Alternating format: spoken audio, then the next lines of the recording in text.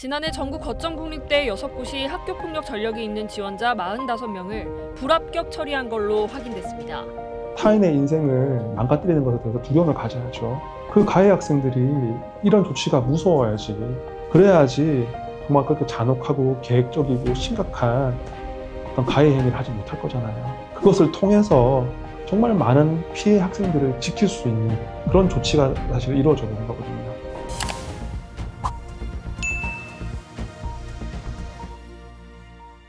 안녕하세요. 변호사의 시선으로 보는 뉴스, 여러분의 법률안경, 김영민 변호사입니다. 올해 대학 입시에서 학폭으로 불합격 처리된 인원은 전국 거점 국립대 6곳에서 총 45명으로 집계되었는데요. 경북대가 22명으로 최다이고요.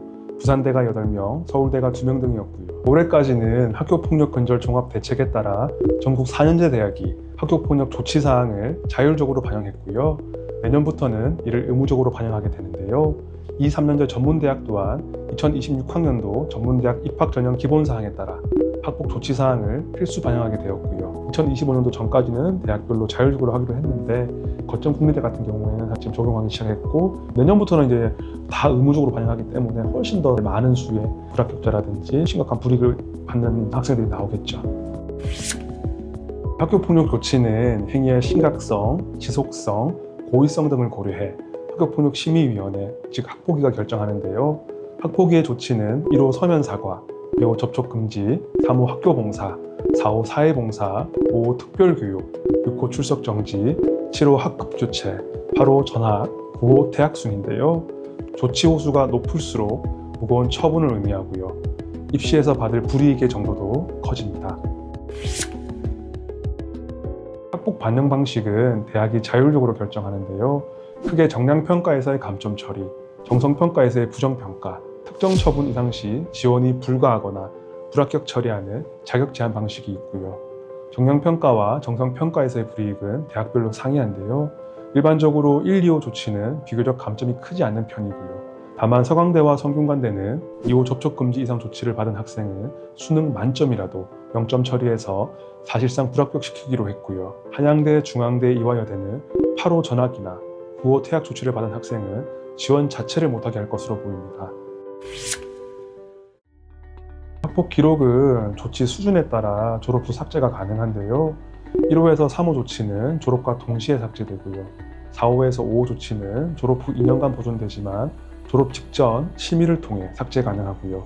6호에서 7호 조치도 졸업 후 4년간 보존되지만 심의를 통해 삭제 가능한데요. 다만 8호 전학의 경우는 예외 없이 4년간 보존되며 9호 퇴학은 영구 보존됩니다. 따라서 현역 입시생의 경우 1호 조치부터 불이익이 발생하지만 재수생의 경우에는 7호 조치까지는 심의에 따라 불이익을 받지 않을 수도 있습니다. 졸업하기 직전에 심의를 신청해가지고 이 기록을 좀 지워달라는 거예요. 피해를 회복했다, 철저하게 반성하고 있다. 그러면 이제 심의위원회에서 그런 부분들을 종합적으로 고려해가지고 학폭 기록을 지우기도 하죠. 재수생들은 사실 7호 처분까지는 그 다음에부터는 불이익을 받지 않을 수 있으니까요. 학폭위에서 조치가 결정되면은 행정심판이라든지 집행정지라든지 행정소송 등을 통해가지고 사실 마음만 먹으면은 2, 3년 끌 수 있거든요.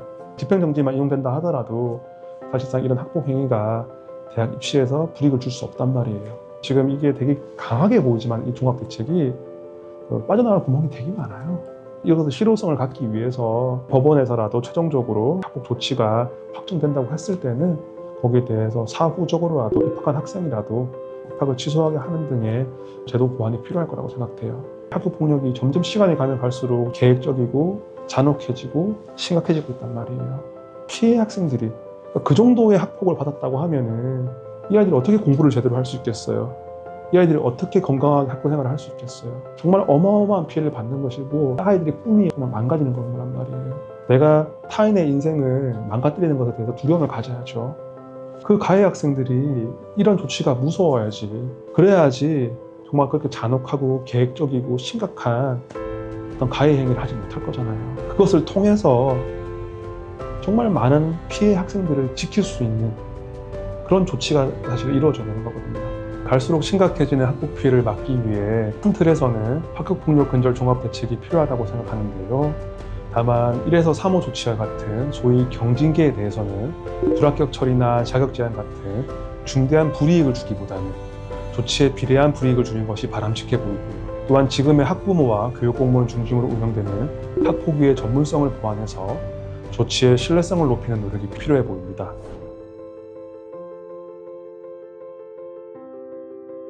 사건은 뉴스에서 끝나지 않습니다. 앞으로도 뉴스 속 보이지 않던 쟁점들을 법률 환경을 통해 쉽고 자세히 설명드리겠습니다. 오늘 영상이 유익하셨다면 구독과 좋아요, 알림 설정까지 부탁드리겠습니다. 감사합니다.